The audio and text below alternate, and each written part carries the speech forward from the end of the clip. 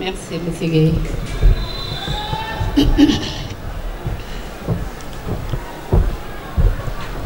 Monsieur le maire de la commune de Dieuppeul-Derklé, M.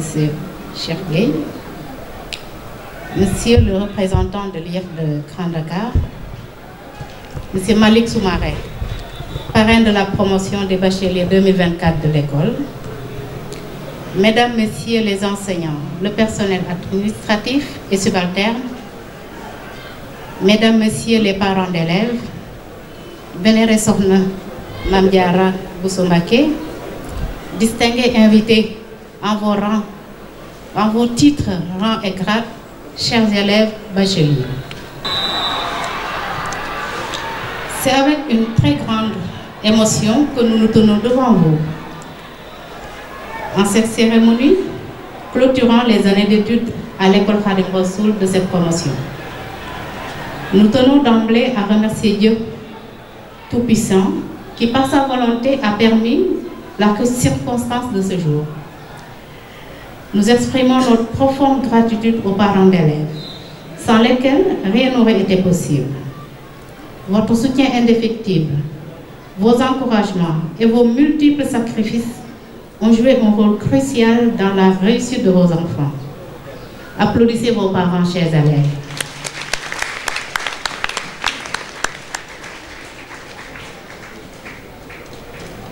Notre reconnaissance va aussi à l'endroit de toute l'équipe administrative et pédagogique, allant du préscolaire au secondaire. Vous avez créé un cadre d'apprentissage exceptionnel et inspiré chaque élève à se surpasser. Votre dévouement, votre engagement et votre passion pour l'éducation sont des moteurs essentiels de notre réussite.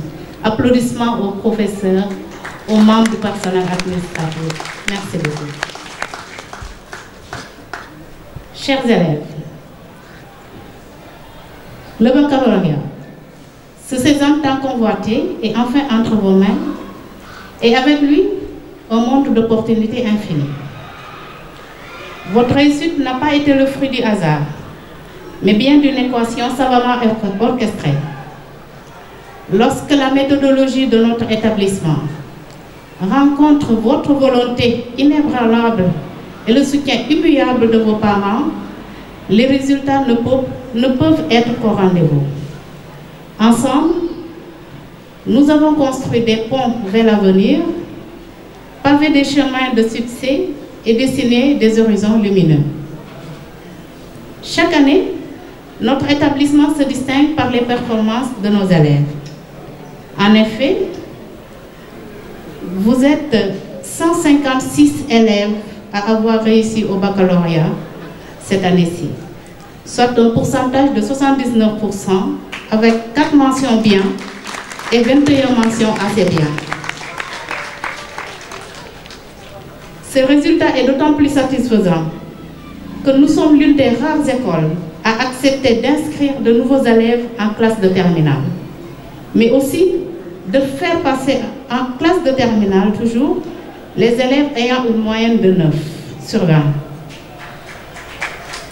En effet, la plupart des écoles, par un souci excessif de bons résultats, oublient de donner une chance à ces élèves-là. L'école Khadim Rassoul a toujours œuvré à offrir un enseignement, certes, en adéquation avec les programmes du ministère de l'Éducation, mais aussi un enseignement visant à promouvoir des services éducatifs complets répondant aux besoins variés des élèves. Effectivement, ces derniers demeurent notre priorité.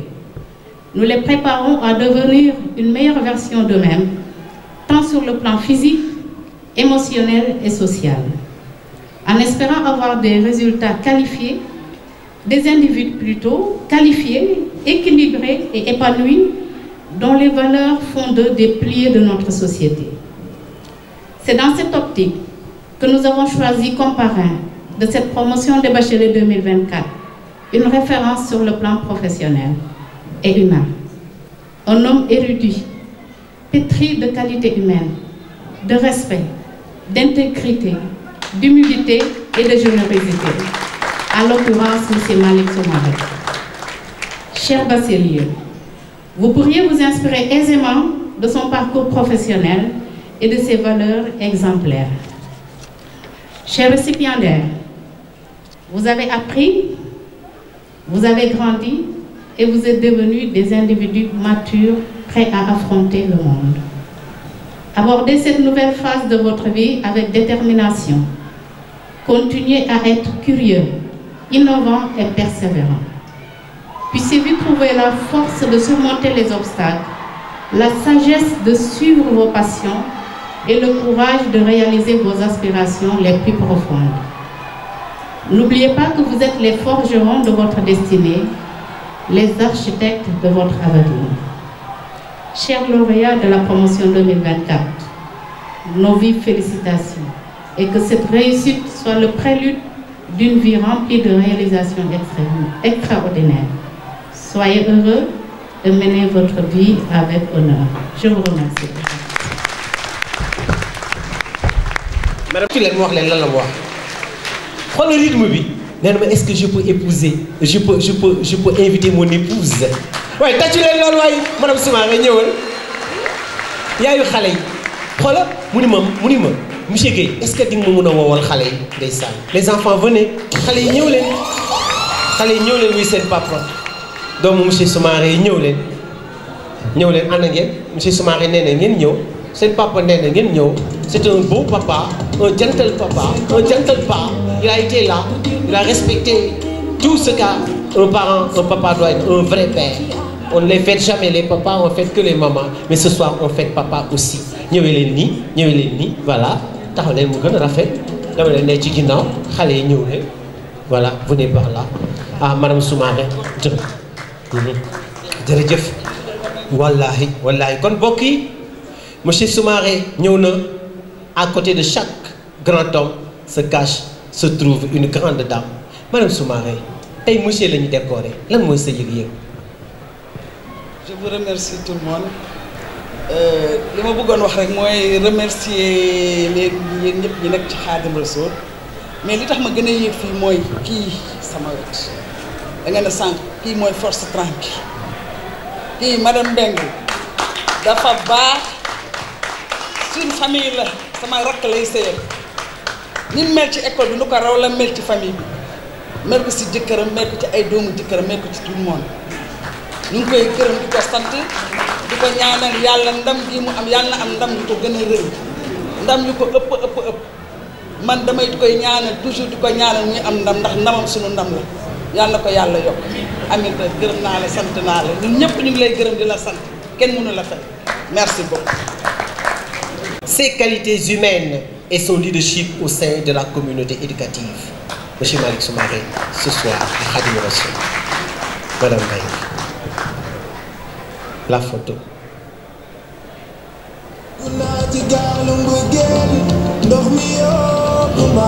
Monsieur Malick Soumaré, ñu defal la écharpe xale yi ñëw tegal la sa écharpe. Vous êtes notre parrain cette année-ci. Votre écharpe de 2024 Soumaré yal na yàlla lafal la cat yal na yàlla sutural la yal na taxawaay bi yàgg xale yi kontaan ngeen yal na yàlla fay leen yal na yàlla sutural leen ko bëgg na la ko fonk na la ko sopp na la ko naw na la koo xeebul boppam ce soir à Khadim Rassoul. Merci, la photo. Merci, jërë ngeen jëf, on les accompagne. Madame Mbengue, nous allons vous demander de rester encore avec nous. leen seen bopp. Fari Laobé la ñu yónni woon keroog bu Njëmbat Mbooj ak Ndate Yàlla desoon ñoom ñaar kese bi seen yaay faatoo ñoom ñaar la ñu yónni woon Fari Laobé mu yóbbu leen sa Thiès sa Kajoor mooy Njëmbat Mbooj ak Ndate Diallo, c'est les rescapés. Nous allons demander à monsieur Mamadou Sow, enseignant qui a servi ici pendant 33 années. En tant qu'instituteur, ensuite en tant qu'agent administratif. Tàccu leen Seydi Sow, tàccu leen monsieur Sow, les enfants. Jërëjëf monsieur Sow. Bismillah Seydi Sow. Sama yaay nag Sarr la sant nag xaw ma nag soween yeeg saareer yi nu ñuy def. Il a servi pendant 33 ans. Madame la directrice, Bismillah Sow taxawal foofu. Jërëjëf imam n'est pas imam n'importe qui. Imam mooy imaamu école bi moo ñuy ñaanal bu baax a baax Seydi Sow mi weltiima Et il me rappelle que M. Chergué est son promotionnaire. Voilà. Kon boog ñëwal monsieur le maire tàccu leen monsieur le maire mu nekk si wetu xaritam waa Gueye Mali machallah so. Et on va appeler monsieur Arsike Drabo, mon oncle, mon frère, mon complice. Monsieur Drabo qui a servi durant 30 années et cette année-ci il va se retirer lui aussi. On va les fêter et je serai là Inch'Allah. Monsieur Drabo yal na yàlla fayal. Il est encore jeune. Ben oui. Merci. Alors, monsieur le maire, vous allez remettre ces certificats de reconnaissance. Ouais. Les dames d'abord, les dames d'abord, honneur aux dames. Voilà. Madame Mbodj. Voilà. Madame Mbodj. Waaw, Faye, allez-y. Assalamu alaikum wa rahmatullah. Mënuma ñàkk a wax ci Ndeye Marème Mbodj ak Mamadou Sow laalaale tuuti ci monsieur Drabo lu tax ma tàmbalee ci ñoom ñii ñoo ma formé école Khadim Rassoul man bi ma amee 24 ans et demi laa fi ñëw fekk leen fi ñoom ñu may tette di ma wax defal lii bàyyi lii ba lu ma mën tey ñoom ñii la lu ma am tey ñoom ñii la madame Mbodj bu xëy see suba teel day am lu mu indi ci saag bi banaana pomme biscuit xam nga lan la yor day wax monsieur Faye grignotel tuuti waay jàngale dafa metti monsieur Sow moom nag avec son chapelet le matin gis nga ni muy defee per yi tak tak tak buy jàngale noonu la koy def du yàkkamti ndànk lay def buy jàngal xale yi 1 plus 1 mooy benn nga yokk ci benn mu nekk ñaar noonu la koy def benn nga yokk ci benn mu nekk ñaar bul yàkkamti de mu jël ballon jël bâtonnet jël bigam bu ko defee loolu dugg yal na fay seen retraite bi yal na leen ci kii moom dafa nekk sama mag sama xarit nekkoon sama goro ndax soxnaam lépp luñ doon def moo ñu doon toggal saf loxo ba dee yal na ko yàlla yërëm madame Mbeng nag kooku moom liñ fa mention spéciale nekkul seulement directrice nga xam ne day séq ak yow salaire ak booru administration mais da lay conseil problème boo am man damay jaaxle sax damay wax mais madame est-ce que bi nekkee bitim réew amul leneen lu mu doon jàng ci el bi parce que vraiment social moom macha allah kon yan bi yàgg yi nga àndal say mag ay sa xarit yal na oyof toy fi ngeen bëgg a yóbbu école Khadim Rassoul yal na fa egg ba weesu seen njor parents yi nga xam ne ñoo fi ñëw ci suba ba léegi yàlla bu ngeen rëccu li ngeen doon ñëwee école Khadim Rassoul lii moom mënuma ko ci ñoon ñàkk wax ñu ngi jéggalu ñépp nag mais mention spéciale suñu papa suñu xarit muy monsieur Doudou Ndoye dama bëgg ngeen tàcc ñoo bu baax a baax parce que tey jooyuñu le déclarant responsable Birame Medoune Ndiaye jooyuñu ko ndax moom parce que fu ñu geesoo gis ko jooyuñu monsieur Doudou Ndoye papa Sidaat Gueye nekkoon suñu conseiller pédagogique kon yal na leen yàlla xare àjjana ñun ñu fi desandi yal na yàlla teg si ñun loxo kon monsieur Gueye jërëjëf. waaw kooku mooy monsieur Faye tàccu leen ko tàccu. En guise de reconnaissance pour son engagement, ses bons et loyaux services au sein de l'école. Madame Dia. L'émotion est au rendez-vous. kooku mooy madame Mbodj yéen moom Waalo waaye capital Waalo bëggoon naa ngeen wax ma fan mooy capital Waalo bu leen ma wax Ndeer de wala amoon na beneen capital ku si topp monsieur Faye on va donner à monsieur Sow en guise monsieur Sow, monsieur le maire, vous parlez. Monsieur Mamadou Sow, yàlla mooy yéeme. Mamadou Sow était mon promotionnaire à Saint-Louis, au lycée Faidherbe de Saint-Louis. On a fait la classe ensemble. Aduna di dox ba ñëwaat ñun ñaar ñëpp ñuy servir fii ci école Khadimou Rassoul. Donc c'est un plaisir à chaque fois que je le vois. C'est vraiment une référence, un modèle. Discipline, correct, hein, professionnel, yàlla yàlla sàmm. Madame Mbodj moom yaa ngi wax waalo mais boo ko yóbboon ndeer aussi mu toog. ma jaw jaw aram njaay yaasin góoru ndumbe jaay yow kor nga góoru ndumbe jaay saa xewar.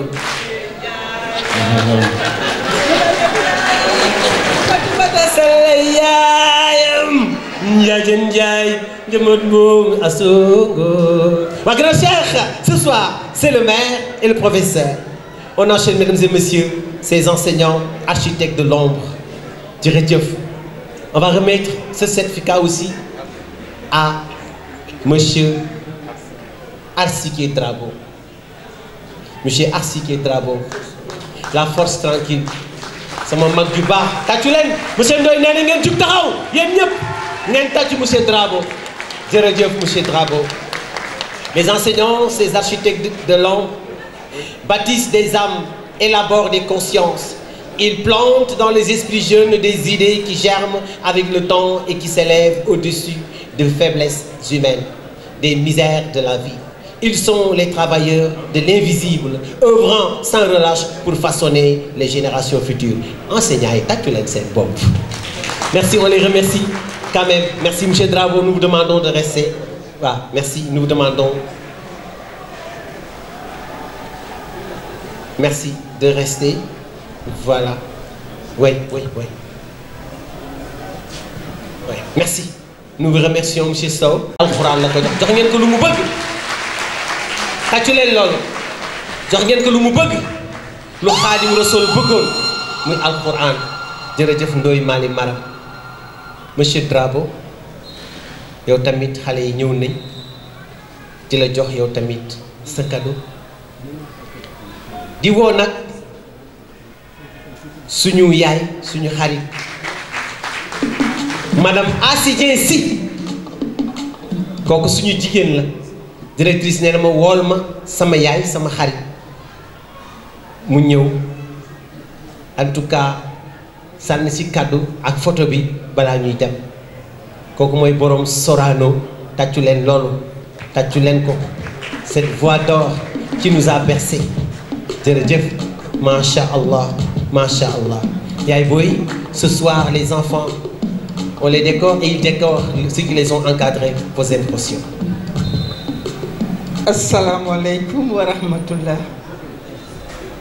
Mes chers bacheliers, tous mes respects.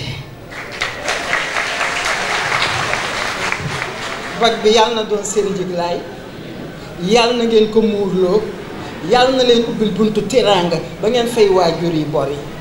Jërë ngeen jëf, la vie est devant toi. L'avenir appartient aux audacieux. Courez, courez, courez et évitez de trébucher. Seen kanam ngeen jëf. Aminta, c'est ma fille. Fii duma fi ñëw mukk même su ma doon raam sax damay raam parce que dafa am teraanga gi muñ duñ ma fi ji. Je ne serai pas très long mais dinaa wax parce que kii ma ko ji di Biram Njaay. su ma saan am cérémonie danaan ani madame Ba ñëw na ani madame Ba chaque 5 minutes du ma yegsee mu ni indi leen ko fii bala may dem mu ni ma nag ma waxal bàkku xaalis de ak Femme d'Afrique. Ce sont les mêmes poèmes que je dis tous les jours mais tey guddi na dinaa jël ñetti phrase ci kanam ñetti phrase ci gannaaw ñu tàqali ko daf ma daal waxoon baax xaalis ñëpp xam nañu dafa am doole ba xam boppam. Xaalis mooy président du monde danaan man xaalis may borom jamono maa falu di fal di folli te ku ma faralul sax doo fuuy bay fuuyu des ñu la sax fullaal mbaa fayda tibb bi ma yegsee fii li nit ku ñuul tàqalikook sagoo bu njëkk xamuñu woon xaalis weccee lañ daan wéyee kii ni am dugub ji kii jox ceeb bi kii ni am fas wi kii joxe tool bi àddina law sëkk di dem ma juddu man xaalis borom jamono di doxalante weccee diggante réewoo réew xeetoo xeet tur bu nekk nag dégg naa ko CFA dollar euro franc français dirham lu nekk tudde nañ ma ko cay man xaalis maa waaru gis nga bi ma yegsee fii la àddina tukki xoolal bi ñu ne dañ may dévaluer tuuti ñu ñu defaat guerre mondiale waaye man xaalis ma ne tekk rek di xaar man borom jamono man gis naa lu nekk gis naa jigéen ju rafet ju jekk di jaay boppam ndax xaalis ndax ma wuyu si ko muy noos gis li ma tas ci kër xaw ma ku ma koy baal tàqale naa jëkkër ak jabar tàqale naa baay ak doom tàqale naa xarit ak xarit ñëpp di ma wusi man xaalis léegi dama gis benn waay bu tekkiwul woon dara di ñaan ba ma wuyu si ko mu xoggali ko buy dox di def nii ndiiraan di topp ci gannaaw muy dox ñu topp ko di riir di ko lekk ba mu jeex ñu mbas ko mu daanu ma jéggi ko dem man xaalis borom jamono dama ni maa ngi yam fi ngor dong moo ma të ngor ma toog di ko xaar ci ruq bi man xaalis borom jamono waaye nag foofu laa yam ndax mais dama bëgg ngeen may ma benn seconde tey amul directrice d'école ñu fi nekk ñun ñëpp ay artistes lañ dañuy fekk dañuy woy tu sais moi je ne suis jamais vieille j'ai 35 ans et j'aurai 35 ans jusqu'à la fin de mes jours loolu la mooy sama artiste su ma neexee boo ma nee jooyal ma jooy soo ma nee feccal ma fecc boo ma nee reyal ma ree boo ma nee noppil ma noppi waaye dafa am tey jii ku ma bëgg a feccloo mu defal ma ko rek te yàlla tax dafa am benn woy boo xam ni sama baat neexul je chante faux woy bi may woy xaw ma signification bi paroles yi xaw ma rythme bi jàppuma ko mais daf ma neex ma di ko woy muy bëggal sama xol su ma meree am naa nu ma koy woyee su ma kontaanee am naa nu ma koy woyee su ma jaaxlee am naa nu ma koy woyee ma fas yéene koo fay nag woy nag feccloo ki ma bëgg a feccloo mes chers bacheliers yéen a may defar rythme bi dégg nga su ma commencé tuuti rek damay nëbb micro bi ndax su ma continuer nit ñi dañuy jibbi te bëgguma ñu dem léegi waaw bambo kanam faye bela yonko bay janta abamba santa kanam fa bambo kanam fa bambo ay bambo kanam fa jaxasale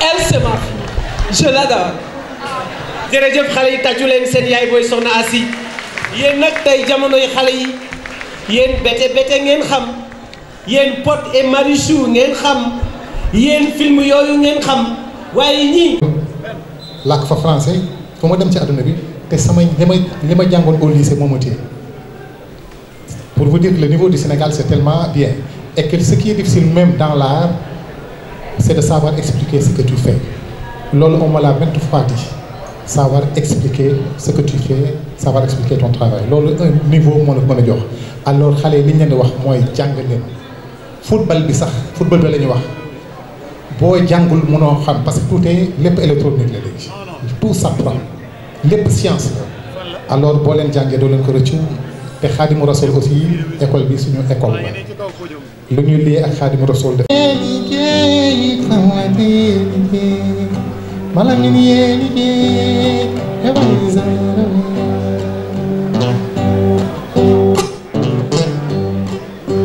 ku ma gën la géer géer ña nelaw naa xayaaru waara mi ay zaaru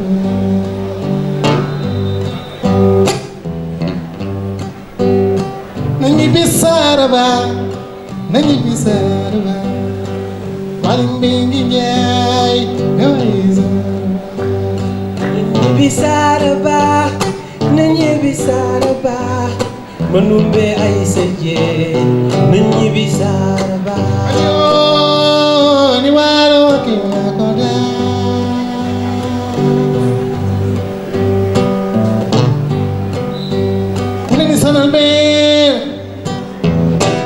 pleni sonal beero ñaatu mel ni leen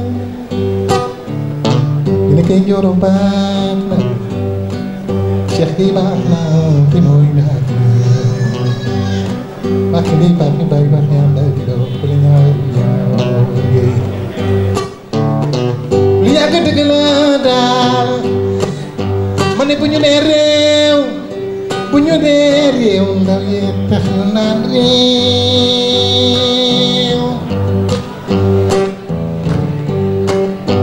ma ne xale yi jàngal leen ku jàng ñàkk jëriñoo daal ndax réew ma mën naa jëriñoo xol bu ñu nee Sénégal nee mbooj war ma yër ma ñëg mbooj ak yër ma ñëg ay satar moom ko ne pol yu mbooj njaay yërëm na xir na waaloo ba fa ñëw naa teg ak kene ku ma kën la géew géew ngeen ne law naa ayaaru waadami hay mooy Saraba ce soir, mesdames et messieurs, sur Khadim Rassoul avec nos applaudissements. Djiby Guissé. léegi on va faire Siré ma bàyyi ngeen continuer Siré bi nag bii mag ñee ko moom Siré bi nag xale yee ko moom dañuy def Siré bon j'ai Siré sur enregistrement mais aussi peut-être yéen da ngeen di woy bon borom diplôme yi laa wax woyee leen ñu woy bi soo leen bëggee mu neex waaw léegi yéen a may dégg sama gars yéen a may dégg waaw.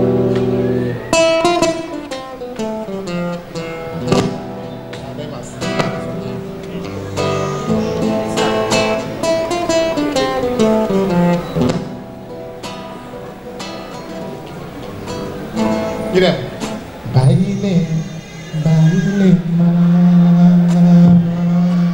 ma seet Siré bàyyi leen ma daal ma seet Siré man suma seyul ak Siré bu may seet wo kaay jege ma Siré e way leen di dema xool ki nii la du fii la woon du diggante papier toog Mamadou ñaar ñooñu dañoo bëggoon a sëy waaye jur ne déet du fi am li ci mujjee am neexul yàlla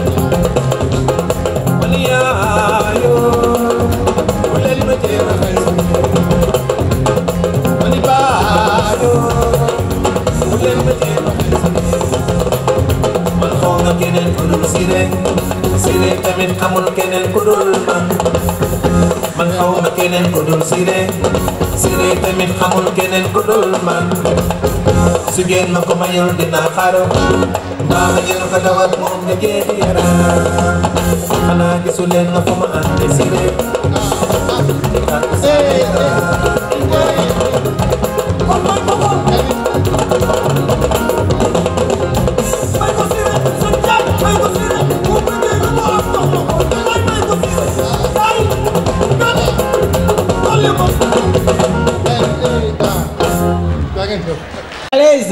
et yéen ñi nga xam ni xamu leen bu baax bu ngeen bëggee def appel de fonds en tout cas pour l'école sénégalaise ils sont toujours là pour vous accompagner mesdames et messieurs. Ce soir nous fêtons nos apprenants, le ciel est menaçant certainement mais on va faire avec et tout de suite nous allons enchaîner avec la remise des parchemins Mais nous avons un cadeau surprise.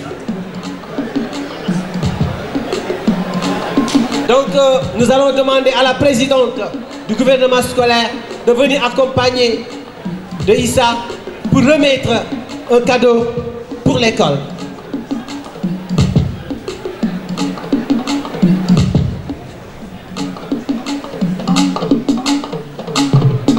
Avec M. Ibrahima Fall, nous avons avec tous les membres des personnels, je dis bien des personnels. Le personnel subat, si vous voulez y cher, yow ak sa équipe jërë ngeen jëf ci seen taxawaay décoration bi ak coono yi waa xale yi ban cadeau ngeen indil directrice wala du ngeen ko ubbi ma xool l'école ngeen ko andi wubbi leen ko ma xool soxla na wubbee li rafet na de kon baax na rafet na le temps ne le permet pas jërë ngeen jëf. Donc c'est un réel don de livres qu'ils veulent faire. Ils ont acheté une centaine de livres. Ils ont acheté une centaine de livres pour la bibliothèque de l'école. Il s'appelle M. Sala Diordien, professeur des universités de classe exceptionnelle. Tay doxantuna ñew danima Sayer maa ngi leen di ziara doyen professeur tàccu leen professeur monsieur Sala. Félicitations. Photographie da fay gaaw. Sinon, ça va nous prendre du temps. Sinon, après, ils vont se photographier. La photo, s'il vous plaît, rapidement. Ibrahima Barry. Ibrahima Barry. Monsieur Barry.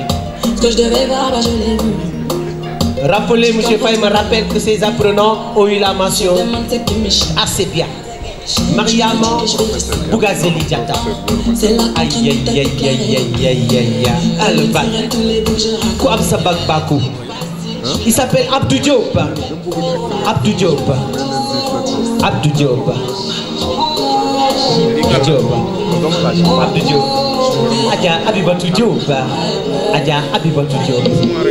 Adja Abibatou. Machallah Diop Diop. La mention assez bien au bac. Ndeye Ndoumé Diouf. Machallah tàccu leen Ndeye Ndoumé waay.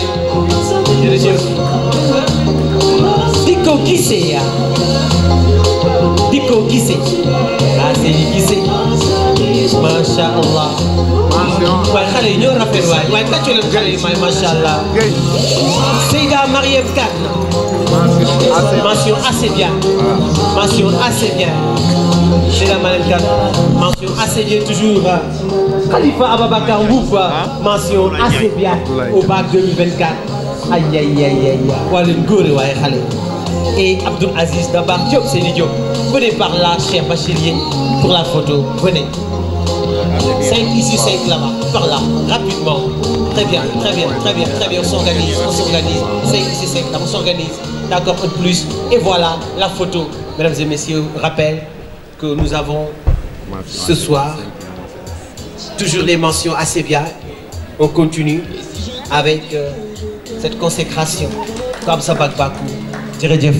Aminata Sarr Sëñ Tuubaa nee na saaree ni moom am si xarit wala nga am si soxna ndax saaru alxuraan loolu la wax yaay sama yaay kooku Aïcha Aram Seck ab Seckeen la waaye tey maay buuram tàccu leen loolu et Khady Seck man xam nga fa laa jëmal Seckee nii voilà Khady Seck avec vos applaudissements tàccu leen monsieur Ndiaye ngeen jël photo bi ñëwal si digg bi monsieur Ndiaye ngeen jël photo bi merci. Monsieur le maire. Monsieur le maire. Khadim Rassoul, baccalauréat 2024.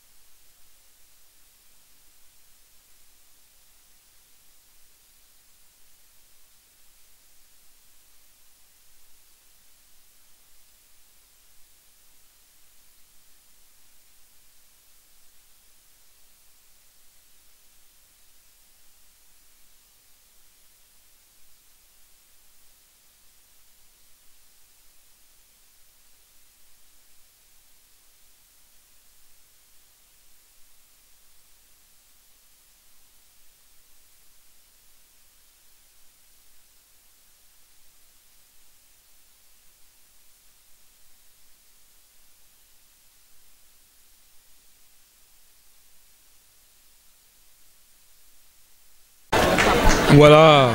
En wolof ou en français? En wolof ou en français? Voilà. Alors. Voilà, nous avons assisté aujourd'hui à la cérémonie de graduation des bacheliers 2024 de l'école Khadim Rassoul, qui a fait des résultats extraordinaires, résultats qui sont plus de 75%, donc très en dessus des résultats nationaux. Cela montre l'excellence, la qualité. Et j'ai eu l'honneur d'être le parrain de cette promotion. Et c'est un grand plaisir pour un enseignant, surtout un enseignant qui a eu à traverser le secteur sur le plan pédagogique, au niveau des classes jusqu'au niveau administratif, et se retrouver comme parrain d'une cérémonie où on sanctifie, on célèbre l'excellence et les élèves. C'est un grand plaisir que nous avons partagé aujourd'hui. Maintenant, nous souhaitons que ces élèves-là poursuivent le chemin, la voie qu'ils ont tracée et qu'ils puissent engager encore d'autres résultats, de très beaux résultats. Donc vraiment, c'est une école d'excellence qui est en train de filer du bon coton dans le sillage des engagements, des nouveaux engagements que le pays, le Sénégal, veut aujourd'hui gagner, parce qu'on est certain que la première richesse du Sénégal, c'est le savoir. Ce n'est ni le pétrole, ni l'or, ni le gaz, mais c'est le savoir et le savoir-faire qui est acquis par nos enfants. Cheikh Gueye, maire de la commune de Dieuppeul-Derklé, am mbégte teew ci cérémonie de graduation élèves yi am bac ci atum ren 2024. C'est pas une première, c'est la deuxième ou troisième fois que je me présente à l'occasion de cette cérémonie qui célèbre l'excellence. Il est très difficile de rentrer dans le cadre restreint de l'excellence, mais encore plus difficile d'y rester, d'y demeurer. C'est pourquoi je rends hommage à ces bacheliers qui ont montré effectivement qu'aller à l'école, c'est un sacerdoce. Aujourd'hui, ils ont fait honneur à leur parrain, Khadim Rassoul. Ils ont fait honneur au déclarant responsable de l'école Khadim Rassoul. Je veux nommer le défunt doyen Birame Ndiaye. Qu'Allah continue de les gratifier de ses bienfaits pour qu'après le baccalauréat, qu'ils puissent aussi connaître d'autres satisfactions. Vraiment, c'est beaucoup de fierté, beaucoup de reconnaissance pour avoir été enseignant ici, pour avoir eu des enfants qui ont fréquenté et qui ont réussi au niveau de l'école Khadim Rassoul. À vrai dire, l'école Khadim Rassoul est une référence. C'est un modèle à tout point de vue. Bravo aux enseignants, bravo à la directrice, mais bravo aussi aux parents d'élèves qui ont fait confiance à l'école. Merci, je suis très ravi, très content. Merci beaucoup, nous vous remercions de votre présence. Donc on a un taux de réussite de 79,08% cette année-ci. Donc nous remercions Dieu de nous avoir donné ce pourcentage-là, et remercions les parents d'élèves et les élèves qui ont été vraiment persévérants, travailleurs, assidus et disciplinés. Donc il n'y a pas de, comme on dit, il n'y a pas de réussite sans la discipline et sans le travail. Et donc ils ont été vraiment très courageux et très travailleurs. Nous avons donc, pour revenir au pourcentage, 79%, avec 4 mentions bien et 21 mentions assez bien, pour un total de 156 candidats réussis, qui ont réussi à l'examen.